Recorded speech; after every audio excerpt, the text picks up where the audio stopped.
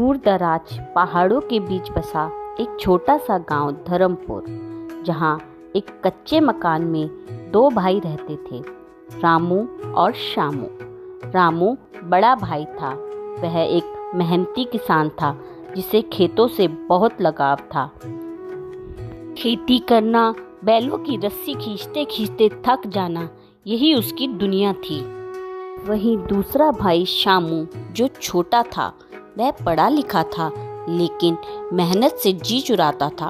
उसे लगता था कि खेत में काम करना गरीबों का काम है। उनके बाबूजी ने मरने से पहले दोनों के नाम जमीन बराबर बराबर बांट दी थी। साथ ही रामू से कहा था, बेटा, घर एक रखना, छोटा भले ही है पर भाई है।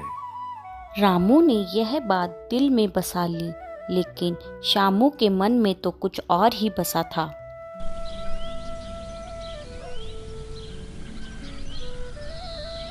एक दिन रामू खेतों से थका हुआ काम कर कर घर वापस लौटा तो श्यामू वहीं पेड़ के नीचे ठंडी छांव में खाट पर लेटा हुआ था।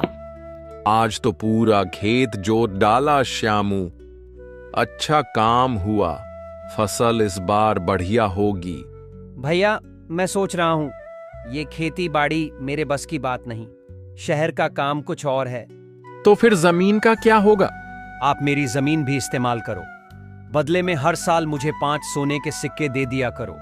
ठीक है, अगर तुम सच में नहीं करना चाहते तो मैं कर लूंगा, पर वादा निभाना होगा। अब बिना हाथ हिलाए दौलत आएगी।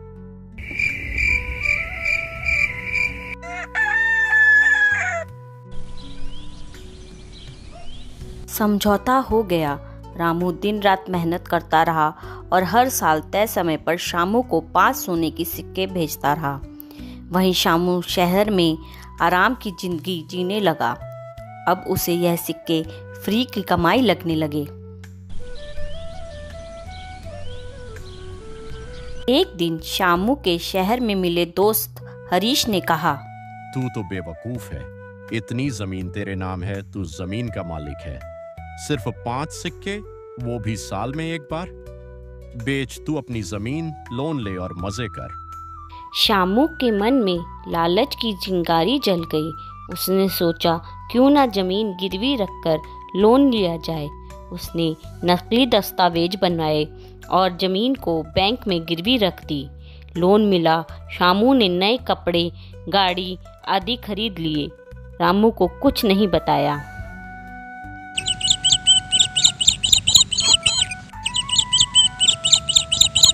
कुछ दिनों बाद श्यामू अपने गांव वापस लौटा। रामू खेत से थका हुआ आया तो उसने देखा कि श्यामू सामने खाट पर बैठा हुआ है। अरे श्यामू भैया, कितना समय हो गया तुझसे मिले हुए। तुझे हम रोज याद करते रहे, पर तू तो जैसे कहीं खो गया था। श्यामू ने बिना रामू की बात सुने अपनी बात कह दी। भैया, इस बार के 5 सिक्के नहीं चलेंगे, अब 10 सिक्के चाहिए। 10? लेकिन हमारी तो बात 5 की थी। खेती से इतना नहीं निकलता श्यामू।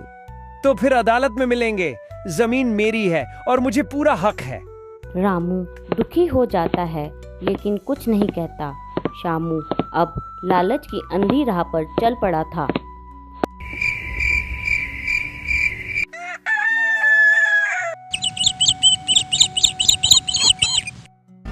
कुछ दिन बाद बैंक अधिकारी गांव आए। रामू के खेतों पर गए और उसे एक नोटिस थमाया। ये जमीन बैंक की है, लोन नहीं चुका पाने के कारण जब्त की जाती है। रामू स्तब्ध रह गया। उसने तो कभी लोन नहीं लिया था। तभी गांव की पंचायत बुलाई गई। रामू, सच सच बताओ, क्या तुम दोनों खेतों पर बराबर काम करते हो? नहीं पंच, मैं अकेले ही करता हूं। श्यामू ने खुद मुझसे कहा था कि वह खेती नहीं करेगा। उसके हिस्से की जमीन मैंने ली, बदले में हर साल उसे 5 सिक्के दिए। श्यामू, क्या तुमने ऐसा वादा किया था? जी हाँ, लेकिन अब मुझे ज्यादा चाहिए। बिना मेहनत के ज्यादा मांगना लालच होता है बेटा। मेहनत का फल ही असली धन है। फैसला ये है, जमीन उसी की मानी जाएगी जो उस पर मेहनत करे। रामू ही इसका असली हकदार है। सारे गांव वाले रामू की ईमानदारी की सराहना करते हैं। शामू शर्म से सिर झुका लेता है।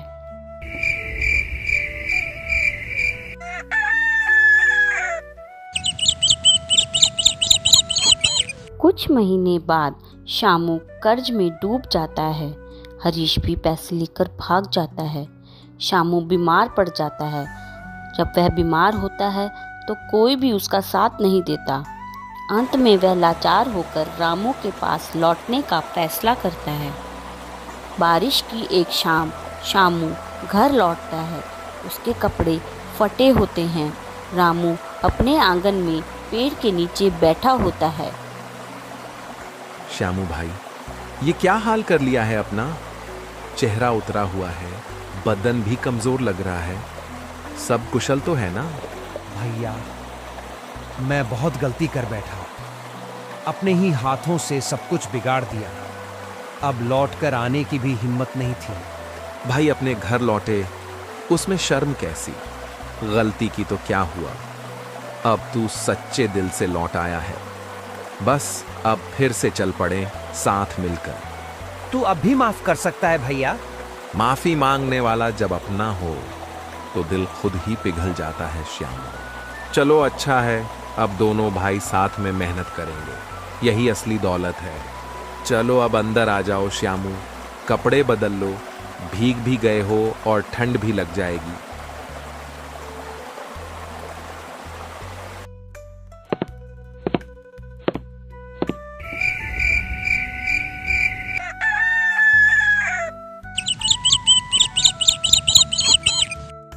अगली सुबह जैसे ही सूरज की पहली किरण धरती पर पड़ी, रामू खेतों में जाने के लिए निकलने लगा। तभी शामू चुपचाप आता है, पुराने कपड़े पहने, हाथ में फावड़ा लिए। भैया, आज से मैं भी खेत में काम करूंगा। हल्का सा नहीं, पूरा दिन। जितना तुम करते हो उतना ही मैं भी करूंगा। मिट्टी की थकान तुझे रास्ता दिखाएगी श्यामू। लेकिन एक बात बता, तू तैयार है धूप से दोस्ती करने के लिए?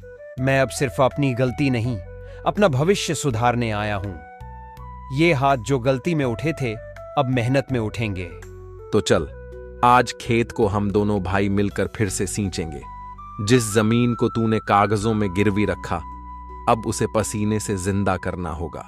शामू खेत में पहली बार फावड़ा चलाता है। उसकी आंखों में धूप चुभती है, पर वह नहीं रुकता। रामू दूर से खड़ा होकर देख रहा होता है। पसीना जिस माथे से बहता है, वही हाथ सबसे पवित्र होते हैं श्यामू। गांव के बुजुर्ग खेतों के पास से गुजरते हैं और शामू को खेतों में काम करते हुए देखते हैं। वो देखो, श्यामू अब सचमुच खेत जोत रहा है। हाँ भाई, लगता है रामू के प्यार और शर्म ने उसे बदल दिया। अब वो लालची नहीं रहा।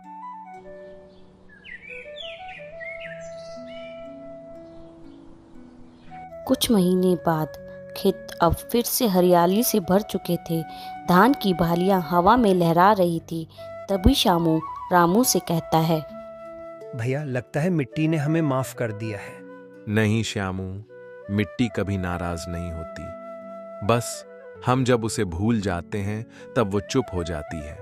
शामू झुककर मिट्टी को माथे से लगाता है। अगर आपको मेरी यह कहानी पसंद आई तो कृपया मेरे चैनल को लाइक कीजिए, सब्सक्राइब कीजिए। धन्यवाद।